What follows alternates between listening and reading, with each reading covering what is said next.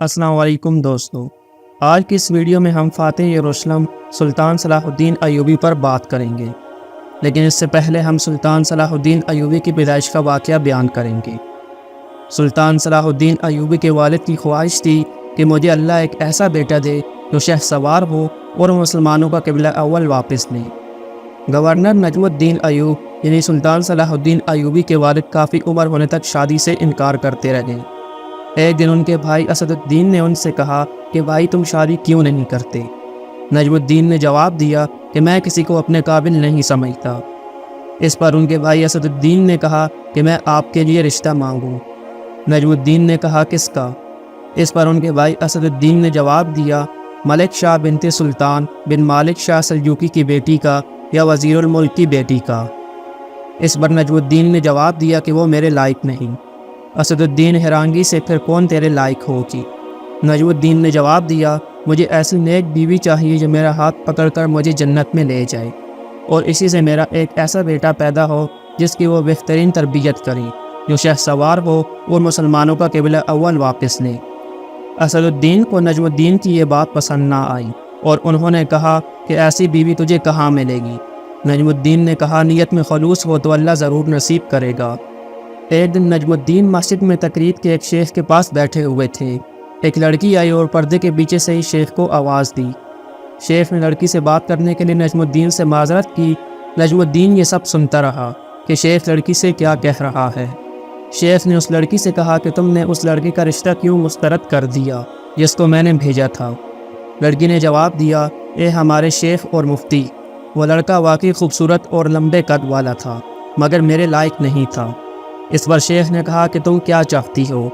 لڑکی نے جواب دیا میرے شیخ مجھے ایک ایسا لڑکا چاہیے جو میرا ہاتھ پکڑ کر مجھے جنت میں لے جائے، اور اس سے مجھے اللہ ایک ایسا بیٹا دے جو شہ سوار ہو اور مسلمانوں کے قبلہ اول واپس لے۔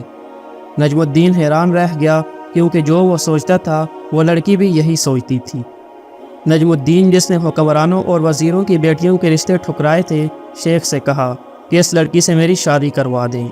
شیخ نے جواب دیا یہ محلے کی سب سے فقیر گھرانے کی لڑکی ہے، جس پر نجم الدین نے جواب دیا کہ میں یہی چاہتا ہوں۔ نجم الدین نے اس فقیر اور متقی لڑکی سے شادی کر لی اور اس سے ہی وہ شہ سوار پیدا ہوا جسے دنیا صلاح الدین ایوبی کے نام سے جانتی ہے، جنہوں نے مسلمانوں کے قبلہ اول بیت المقدس کو آزاد کروایا۔ صلاح الدین ایوبی 1138 میں پیدا ہوئے اور آپ کی وفات 1193 میں ہوئی۔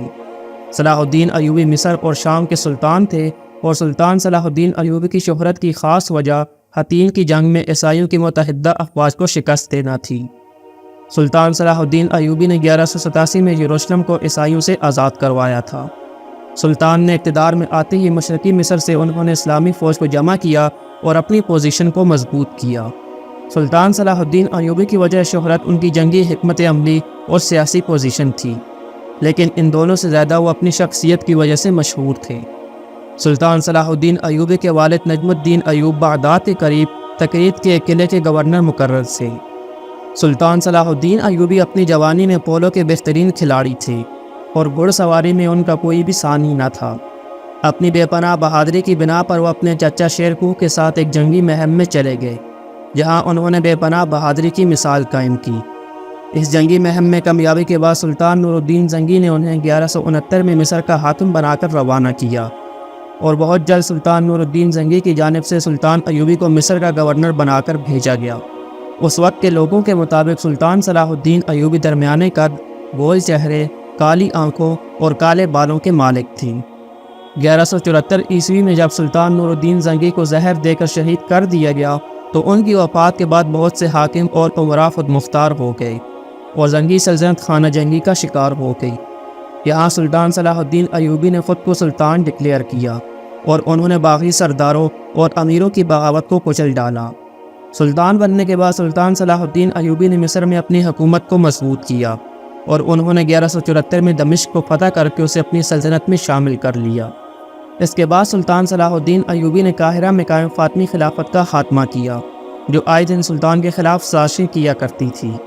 پھر سلطان نے تمام امت مسلمہ کو ایک جھنڈے تلے متحد کیا اور باغی امیروں کو مطیع کر کے ان سے اتحاد کر لیا۔ شروع میں سلطان صلاح الدین ایوبی کو مشکلات کا سامنا کرنا پڑا۔ لیکن سلطان ہار ماننے والوں میں سے ہرگز نہیں تھے۔ 1175 میں سلطان صلاح الدین ایوبی نے حمص کے قریب ایک عیسائی فوج کو شکست دی۔ سلطان صلاح الدین ایوبی نے اپنی حکومت کی سنت بغداد کے عباسی خلیفہ سے حاصل کی، جہاں انہیں یمن، مصر اور شام کے سلطان کی حیثیت سے سنت عطا کی گئی، لیکن حلب کو آپ کی سلطنت میں شامل کرنے کے بجائے اسے آزاد شہر تسلیم کیا گیا، جو سلطان نور الدین زنگی کے بیٹے کے دائرہ اختیار میں آتا تھا۔